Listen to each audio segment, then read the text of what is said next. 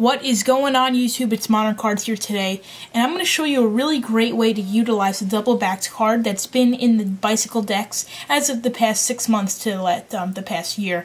Most people, they use the blank card, they use the jokers, they don't really use the double-backer, and I have not come up with this, but people really should be using this double-backer to their advantage.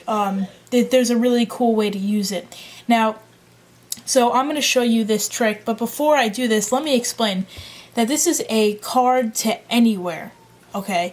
There has to be some setup where you take your double backer and you put it in the box or your wallet, or, it's not like you could get it. You can technically get it in the pocket of a spectator if you could get it in without them noticing, or, you have to be able to get the double backer wherever you want to put it. The other thing is that you can actually sign the card. The spectator can sign their card, which is like 10 times cooler. You could do this effect by keeping a duplicate wherever you want to get the card to, and then just forcing the card from the deck, to whatever the card is that's in the box, for example. But this, no forcing, any card, and could be signed using the double-backed card. So let's get into it. So all the spectator is going to do is just touch one card. So, for example, they touch the Queen of Spades. And then what they're going to do is, actually you would just shuffle up the cards like that. And you'd say, here, watch, all you have to do is snap your fingers, and inside the box, there's a card. And if you take a look at the card, their card was the Queen of Spades right over there. So let's get into how to do this. It's very, very simple. You guys might not even know how to do it already.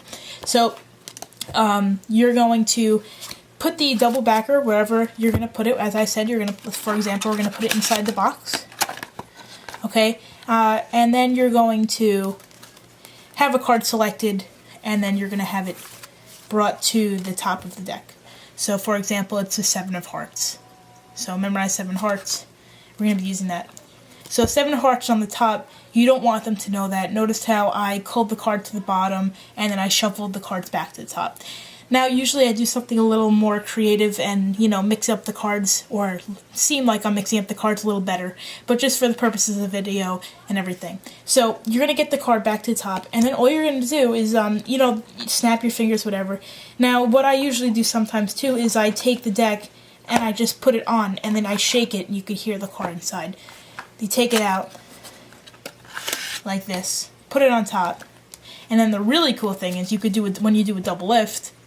I'm assuming you guys know how to do double lift if you're watching this.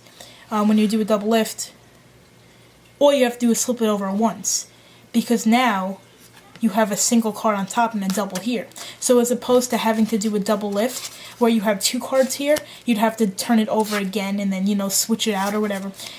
It's already done for you technically, because you're seeing the opposite side of the double backer, but it seems like it's only one card that you're picking up. So once you do the double lift, you're leaving the double backer in the deck, and you give them the 7 of hearts. And one important note is that if you're going to do this, make sure the spectator does not get the card before you do. You have to have control by putting it back on the top of the deck and doing your double lift. So if you guys did like this video, be sure to subscribe, and see you next time.